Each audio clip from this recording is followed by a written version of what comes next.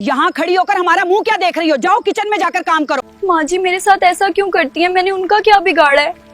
और मैं क्या करूँ, मिन्नी को देखकर मेरी ममता खुद ही जाग जाती है और दिल भर आता है।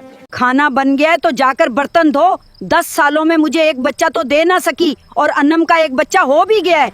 मेरी औलाद नहीं हो रही तो इसमें मेरा क्या कसूर है? हाँ या अल्लाह मुझे भी खुशी दे दे, मैं भी एक माँ बनना चाहती हूँ।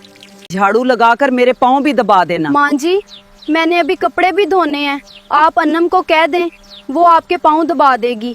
बस ये आखिरी है, ये धोकर अली के पास जाती हूँ। ये दिन भर की थक्कन अब खत्म होने वाली है। रात के 12 बज गए, हीरा अभी तक नहीं आई। मैं जाकर देखता हूँ।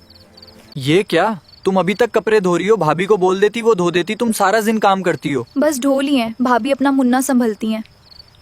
छोड़ो कपड़ों को और चलो मेरे साथ, टाइम काफी हो गया। चलें ठीक है, चलते हैं। वैसे भी रात काफी हो चुकी है और अब आराम करने का वक्त है।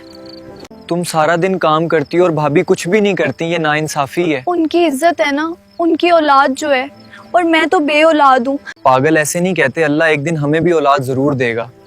सब्र रखो, सब ठीक हो जाएगा, तुम परेशान मत हो, हम दोनों साथ हैं। मान जी मैं थोड़ी देर बाहर होकर आती हूँ, आप इसे संभल लें और देखें हीरा का सया भी इस पर ना पड़ने देना। हाँ हाँ तुम फिक्र न करो, मैं देख लूंगी। माँ जी मुझे दही, मैं इसे छुप करवाती हूँ। नहीं, अनाम ने माना किया है तुम्हें देने से। अरे ये तो तुम्हारे पास आकर छुप हो गया। बच्चे तो बस प्यार के भूखे होते हैं माँ जी। माँ जी ये देखें, ये चुप हो गया है। हाँ ये तो तुम्हारे पास आकर वाकई चुप हो गया है और अब सुकून से सो रहा है। माँ जी मैंने आपको मना किया था ना कि हीरा का साया भी मेरे बच्चे पर ना पड़े।